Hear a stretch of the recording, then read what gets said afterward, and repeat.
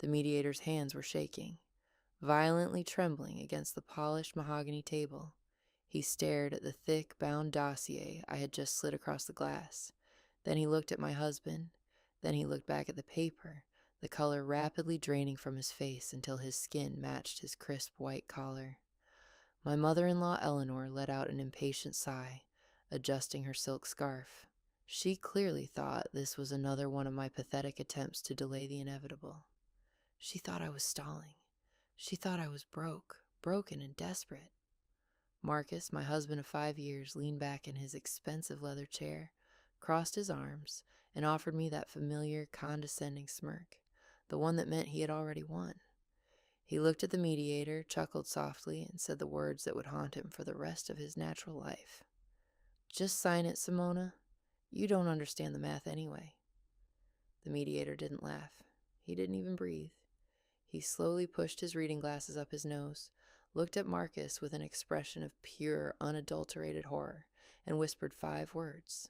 Just 5. "Sir, you need criminal counsel." But I'm getting ahead of myself.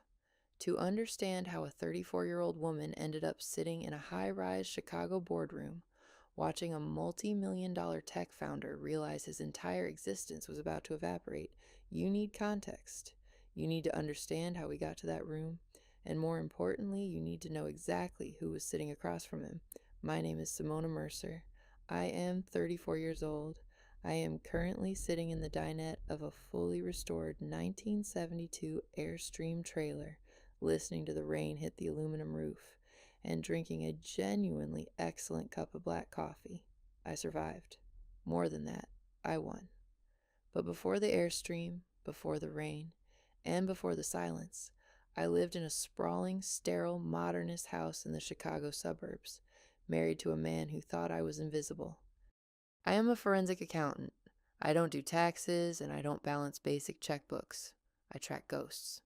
When a corrupt CEO hides $3 million in a web of offshore shell companies, I am the person the board hires to find it. When a hedge fund manager tries to bury his assets before a messy divorce, I am the one who rips up the floorboards of his financial life. I read bank ledgers the way other people read novels. Numbers leave fingerprints.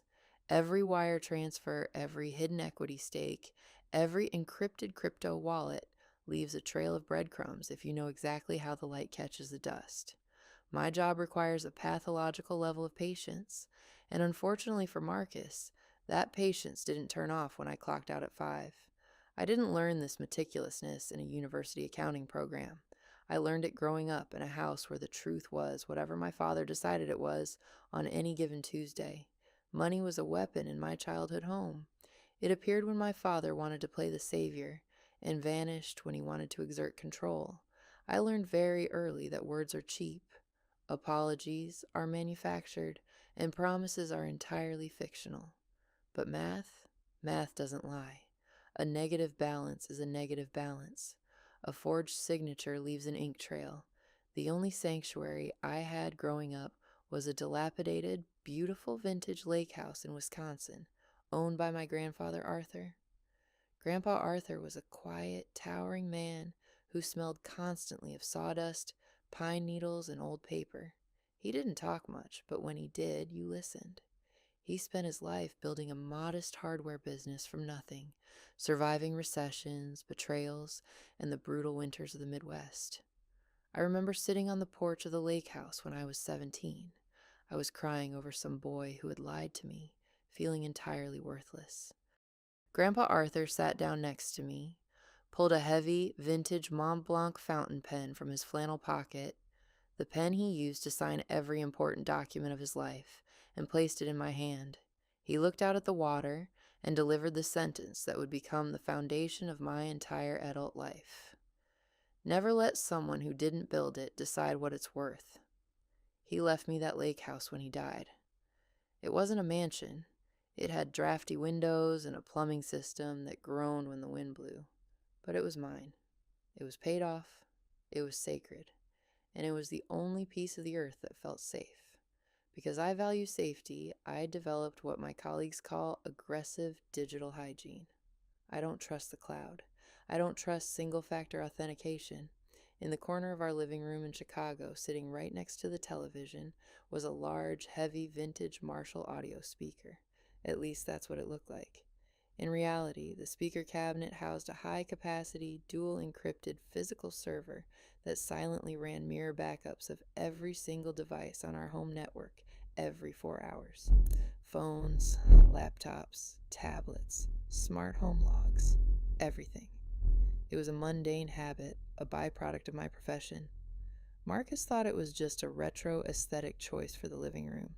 He used to rest his overpriced craft beers on top of it while he watched football. I didn't tell him what it actually was, mostly because he never asked, and partially because I had given up trying to explain my world to him. I had put a lot of things on hold for Marcus. I had a dream, a quiet, persistent dream, of buying an old Airstream trailer, restoring it with my own hands, and opening a mobile boutique bakery. I wanted to travel the country selling hand-laminated pastries. I had the blueprints drawn up. I had a savings account dedicated to it. But every time I brought it up, Marcus would pat my hand, smile that condescending smile, and tell me to focus on reality. I met Marcus on a Tuesday in a crowded downtown coffee shop. It was pouring rain. He was loud, charismatic, and pitching a tech startup to an exhausted-looking angel investor. I bumped his table, spilled my coffee, and he immediately bought me another one. At 28, his arrogance looked like confidence. His startup, which I later realized was literally just buying cheap white-label SaaS products and repackaging them with a sleeker user interface and a massive markup, sounded revolutionary when he described it. He was a master of corporate buzzwords. He spoke in synergies and disruptive paradigms. Our first year was intoxicating. We spent our evenings at the Sterling, a ridiculously overpriced steakhouse overlooking the river. We shared expensive wine. He asked me about my day, and he seemed genuinely fascinated by the meticulous nature of my work. He called me his secret weapon. I didn't realize until much later that when he said secret weapon, he meant shield. The early warning signs weren't explosions. They were micro fractures. It started with his phone. For the first 2 years of our marriage, his phone lived face up on the kitchen counter. Then, right around the time his startup secured its Series B funding, the phone started living face down. Then came the passwords. The shared iPad we kept in the living room suddenly required a new biometric login. When I asked him about it, he didn't get angry. He got paternal. He chuckled, kissed my forehead, and said, "Client confidentiality, babe. The VCs are breathing down my neck about data security. You know how it is." Then came his mother. Eleanor Raines was a woman who believed she was displaced European royalty, forced to live among the peasants of the American Midwest. She viewed my middle-class background, my practical clothes, and my demanding job as a personal insult to her family's legacy. The fracture, the moment the glass permanently cracked, happened at Sunday dinner. Eleanor was drinking her third gin martini. She looked at me, her Botox freezing her face, in a state of permanent condescension, and sighed. "Simona, darling," she purred. "Marcus tells me that old cabin your grandfather left you is just sitting there rotting. Have you considered letting Marcus optimize the asset? He has developers who could turn that dirt into actual capital." I set my fork down carefully. "It's not dirt, Eleanor. It's my grandfather's home, and it's not an asset to be optimized." Eleanor glanced at Marcus. A tiny, almost imperceptible look of annoyance passed between them. Marcus cleared his throat. "Simona, Mom's just making financial sense. You're too emotionally attached to a depreciating structure." I looked at my husband. Really looked at him. And for the first time, I didn't see the charismatic founder I married. I saw a man sizing up my history to see how much it would sell for. Before we continue, if you're enjoying this story, please hit that subscribe button and tell me in the comments where you're watching from and what time it is there. I read every single comment, and it truly means the world to me. Thank you. Now back to the escalation. It didn't happen all at once. The destruction of my marriage was a slow, methodical dismantling of my dignity, orchestrated by a man who thought I was too stupid to notice the scaffolding coming down. Beat one was the anniversary dinner. 5 years.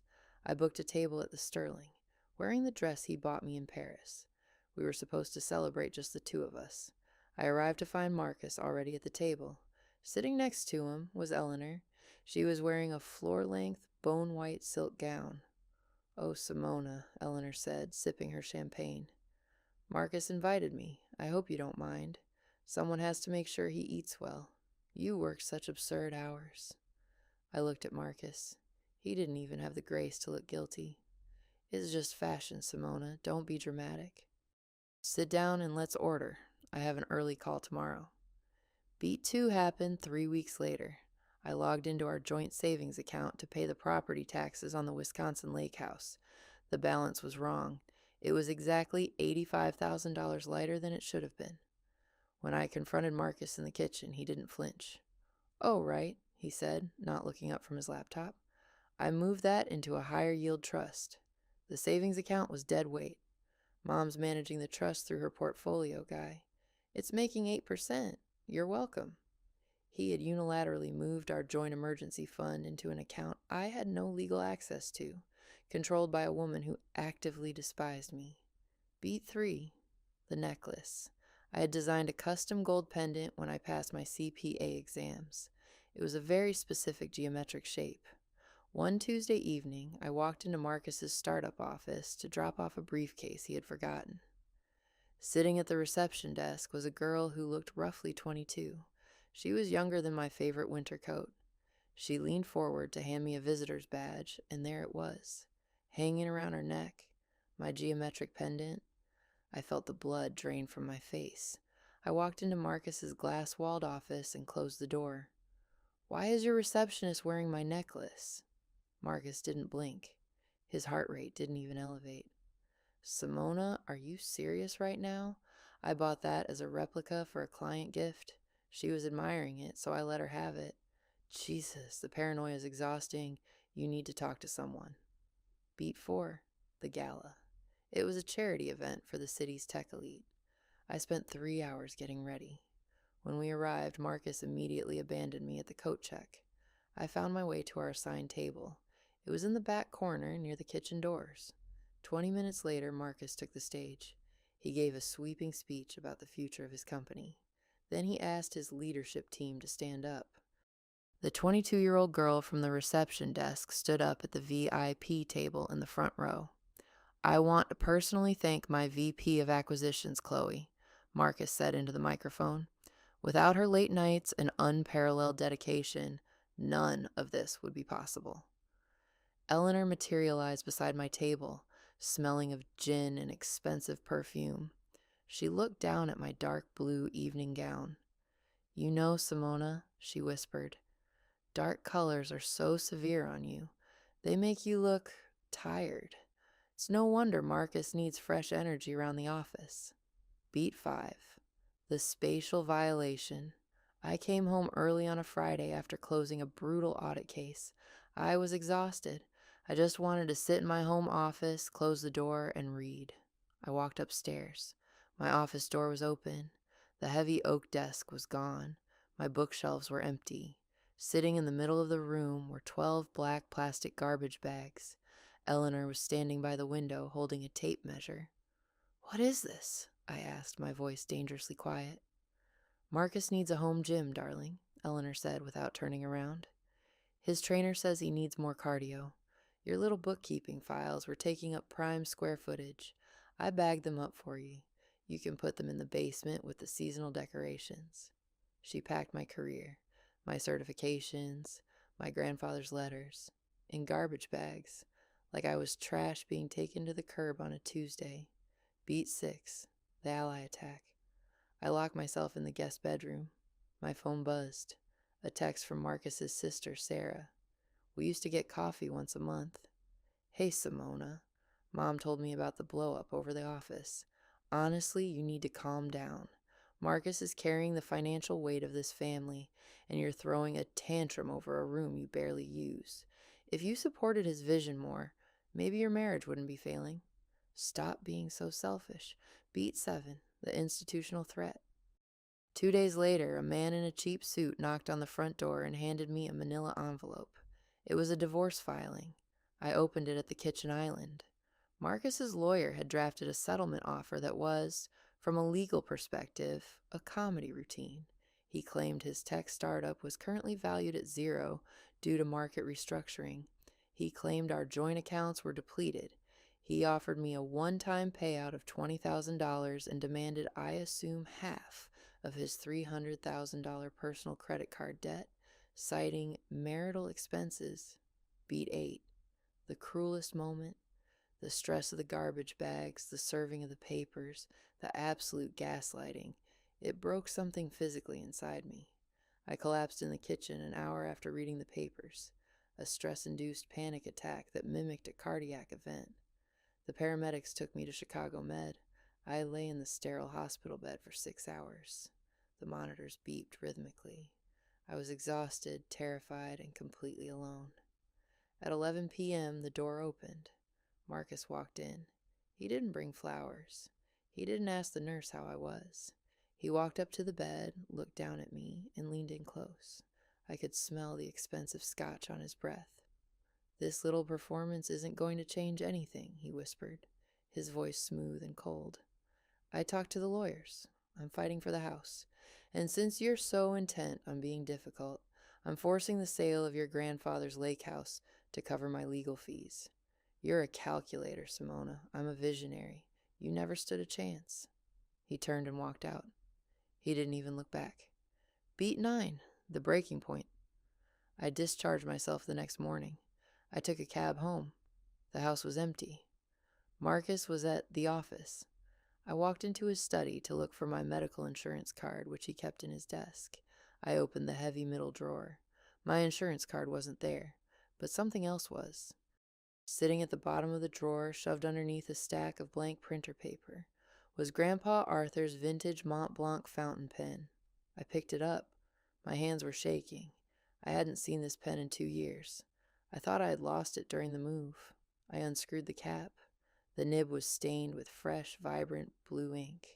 I stood in the silence of the study. My husband didn't use fountain pens. He mocked them. He exclusively used cheap promotional ballpoints he stole from hotels. There was only one reason Grandpa Arthur's pen would be in Marcus's desk, filled with fresh ink. He was practicing something. I didn't scream. I didn't cry. The panic that had put me in the hospital the day before vanished, replaced by a cold, terrifying, absolute clarity. The tears stopped. My chest stopped hurting. I looked at the pen, and then I looked through the open door, down the hallway, into the living room. Sitting quietly next to the television, its little green LED light blinking steadily in the shadows, was the vintage Marshall audio speaker, the server. I walked out of the study. I locked the front door. I went to the kitchen, poured myself a glass of ice water, walked to the speaker, and plugged in my encrypted decryption key. Before I continue, your support, comments, likes, shares, keeps me going. If you haven't subscribed yet, please do. Now, let me tell you what Marcus didn't see coming. What Marcus didn't know was that I had been downloading his entire life for 14 months. Remember that heavy, vintage Marshall audio speaker sitting next to our television? The one Marcus used as a coaster for his ridiculously overpriced craft beers. That wasn't an aesthetic choice. It was a high-capacity, dual-encrypted physical server. Every 4 hours, like clockwork, it silently scraped and mirrored every device connected to our home network. Every text, every email, every deleted browsing session, every encrypted financial transfer, every cloud document he thought he had permanently erased. It all lived inside that speaker. For over a year, I had been watching him steal from me. I sat at the kitchen island with my decryption key plugged into my laptop, sipping ice water as the logs populated on my screen. I didn't feel heartbroken. I didn't feel betrayed. I felt the cold, familiar hum of professional focus. I am a forensic accountant. I track ghosts for a living. Marcus had just made the catastrophic mistake of trying to haunt my house. The data was a masterpiece of arrogant stupidity. I traced the origin of his newfound wealth and the sudden influx of cash into his visionary startup. It didn't come from a brilliant Series B funding round. It came from me, or rather, it came from my grandfather. 6 months prior, Marcus and his mother, Eleanor, had taken out a $1,240,000 commercial loan. The collateral for that loan was my grandfather's Wisconsin lake house. To secure it, Marcus had used Grandpa Arthur's vintage Mont Blanc pen to forge my signature on 42 separate pages of appraisal and title documents. He had a notary, one of Eleanor's old country club friends, falsely witness the signature. But Marcus didn't just steal the money. He washed it. And he did it with the finesse of a toddler trying to forge a banknote with a crayon. He funneled the $1.2 million through a Cayman Islands shell company named, hilariously, Legacy Holdings, LLC. Eleanor was the sole managing director of Legacy Holdings. From there, the money was drip-fed back into Marcus's tech startup disguised as Angel Investments, which he then used to pay himself a massive salary, fund his luxury car lease, and rent a high-rise downtown apartment for Chloe, the 22-year-old VP of acquisitions. He was claiming Chloe's apartment as a remote server farm on his corporate tax filings. I spent 3 hours verifying that detail because I genuinely couldn't believe someone could be that legally suicidal. My grandfather's words echoed in the quiet kitchen. Never let someone who didn't build it decide what it's worth. Marcus thought my grandfather's legacy was worth a leased Porsche and a 22-year-old mistress. I decided it was time to teach him the actual math. I didn't confront him. Confrontation gives the enemy time to shred documents. I went to work. For the next 2 months, I played the part of the broken, terrified wife perfectly. I cried when appropriate. I begged him to go to couples counseling. I let Eleanor make snide remarks about my wardrobe without fighting back. I let them think I was completely dismantled by the divorce. And every night, while Marcus was working late at his server farm, I was building an airtight 400-page federal tax fraud and embezzlement dossier. I needed one final piece of the puzzle. I needed internal company verification. I needed Julian. Julian was Marcus's chief technology officer. He was a brilliant, chronically exhausted 40-year-old man who looked like he was being held hostage in his own IT department. I knew Julian hated Marcus. I also knew, from scraping the server logs, that Marcus had been secretly dipping into the employee 401k matching fund to cover his corporate credit card deficits. I met Julian at a dark, empty dive bar near the industrial district on a Tuesday night. I didn't say hello. I just slid a manila envelope across the sticky wooden table. Inside were the bank ledgers proving Marcus was stealing Julian's retirement money. Julian stared at the papers for a long time. The neon beer sign buzzed in the window. He looked up at me, his eyes dead and tired. "What do you need?" "I need the master admin keys to the startup," I said quietly. "I need the source code. I need proof that the software he's selling is just white-labeled, repackaged garbage." Julian took a slow sip of his beer. "He's gonna fire me." "In 3 weeks, there isn't going to be a company left to fire you from," I replied. "You can go down with the ship, Julian, or you can give me the keys, and I'll make sure the federal auditors know you are a whistleblower." Julian handed me a generic black USB drive. He had been carrying it in his pocket for months, just waiting for the right moment. With Julian's data, my trap was fully set. I had the forged lake house documents. I had the wire transfers to Eleanor's offshore shell company. I had the corporate tax fraud evidence. I had the proof of the stolen employee retirement funds.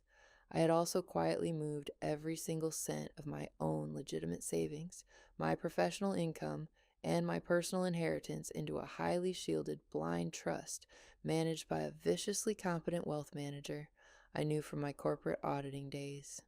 On paper, Simona Mercer was entirely broke. I was ready.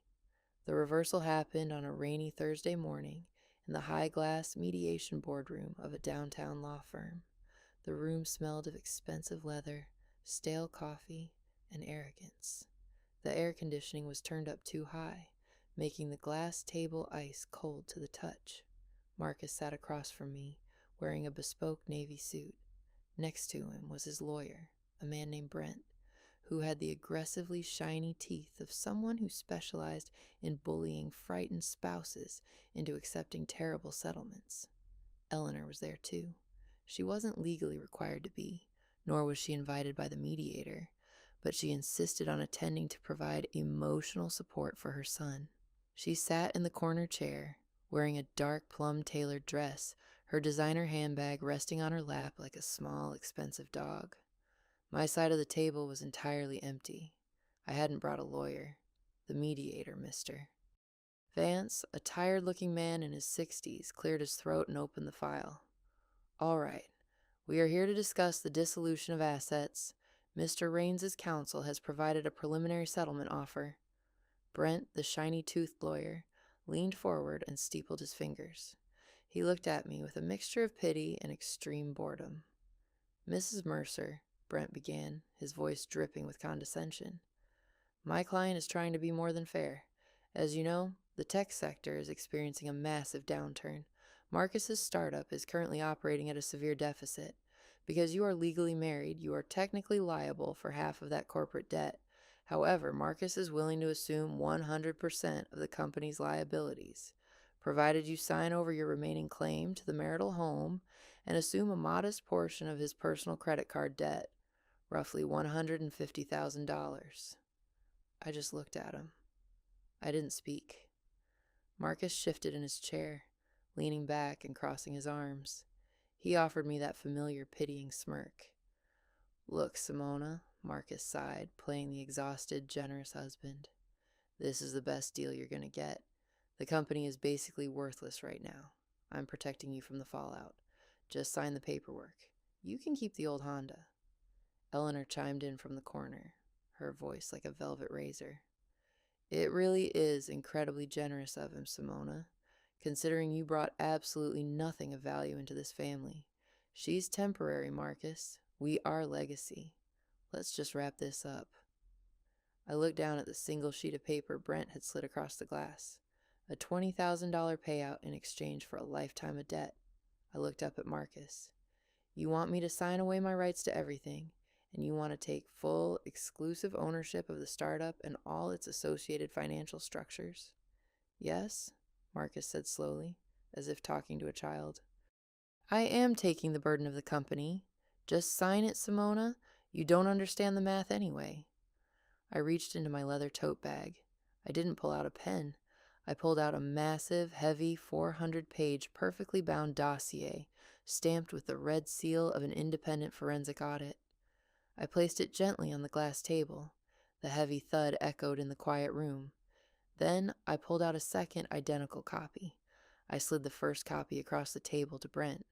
I slid the second copy down the table to Mr. Vance, the mediator. I don't need a lawyer, Brent, I said, my voice barely above a whisper, but carrying perfectly in the acoustic glass room. I'm a forensic accountant, and for the last 14 months, I have been conducting a comprehensive, legally binding audit of Legacy Holdings LLC, Marcus's corporate tax filings, and a $1.2 million fraudulent loan taken against my grandfather's property. The room went completely, utterly silent. You could hear the rain hitting the floor-to-ceiling windows. I watched the choreographic collapse of my husband's life in cinematic slow motion. It started with Brent. The lawyer casually flipped open the first page of the dossier. His eyes scanned the executive summary. The aggressive, shiny-toothed smile vanished. The color literally drained from his face, leaving his skin the color of old oatmeal. His hands, which had been confidently steepled seconds before, began to tremble. He dropped the document flat on the table, terrified to even be holding it. Brent swallowed hard, his voice cracking. Marcus, what is this? Marcus leaned forward, his arrogant smirk faltering, but not entirely gone. It's just her being hysterical. It's fake math. She's upset. He reached for the dossier. He flipped to page 47. It was a high-resolution scan of the loan document, featuring my forged signature, perfectly matched to the ink analysis of his grandfather's Mont Blanc pen, alongside the GPS data from his phone proving he was at the notary's house on the day it was signed. Marcus's jaw slackened. His breath hitched. His shoulders completely collapsed, his body sinking into the expensive leather chair as if the gravity in the room had suddenly quadrupled. Eleanor stood up from her corner chair, her plum dress rustling. What is going on? Marcus, what did she give them? Page 82, Eleanor, I said, not looking at her. That's the wire transfer log. It details exactly how you move stolen real estate collateral into an offshore shell company in the Caymans. It also includes the IRS whistleblower tracking number I filed yesterday morning regarding your failure to report foreign income. Eleanor's designer handbag slipped from her lap and hit the floor. The heavy clasp broke open, spilling expensive cosmetics onto the carpet. She didn't move to pick it up. She just stared at me, her mouth opening and closing silently like a landed fish. Mr. Vance, the mediator, had been reading the section regarding the stolen employee 401k funds. His hands were shaking violently against the polished mahogany.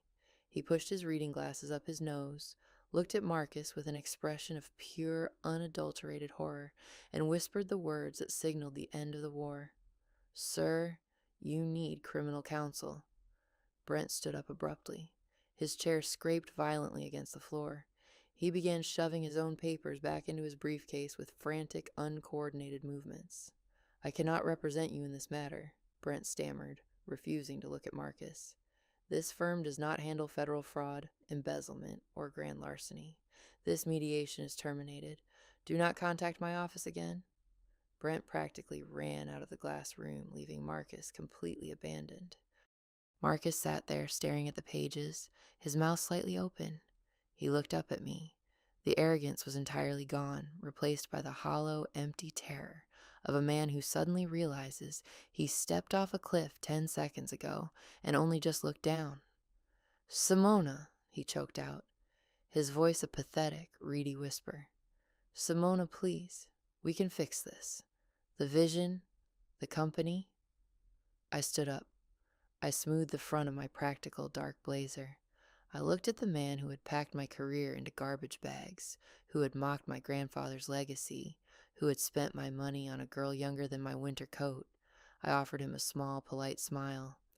The IRS doesn't care about your vision, Marcus. I turned and walked toward the heavy glass door. I didn't look back. I didn't need to. The sound of Eleanor beginning to hyperventilate was all the confirmation I required. I placed my hand on the metal handle, paused for a fraction of a second, and delivered my final 10 words to my husband. You wanted 100% of the company. Enjoy the debt. The door clicked shut behind me. The hallway was quiet. The cascade of consequences didn't happen overnight. Total destruction takes a little time to process, but when the dominoes finally fell, they fell with spectacular violence. Within 2 weeks, the SEC froze every single asset connected to Marcus's startup. They don't take kindly to founders using Series B funding to launder stolen real estate loans. Within a month, Chloe, the 22-year-old VP of acquisitions, realized the corporate credit card she used to pay for her luxury apartment had been declined. She packed her bags, left the keys on the kitchen island, and vanished, leaving Marcus with 6 months of unpaid rent. The same week, Julian handed his encrypted master drive over to the federal auditors and claimed full whistleblower protection, entirely insulating himself from the blast radius. Within 2 months, federal agents executed a search warrant at Eleanor's sprawling suburban home. Watching the local news chopper hover over her manicured lawn while agents carried boxes of financial records out her front door was a uniquely satisfying Tuesday morning. Marcus tried to contact me exactly once. It was 6 months after the mediation. I was standing in a salvage yard in Ohio, inspecting the undercarriage of a gutted vintage trailer. My phone rang. It was an unknown number, likely a cheap burner phone, since his primary devices had been seized as evidence. I answered, Simona. His voice was raspy, broken, stripped of all its former polish. Please, I'm facing 40 months. My mom lost the house. I have absolutely nothing. Just call off the lawyers. Tell them you made a mistake with the math. Tell them I had permission. I listened to the desperate, ragged sound of his breathing over the line. I thought about the garbage bags. I thought about the hospital room. I thought about my grandfather's pen.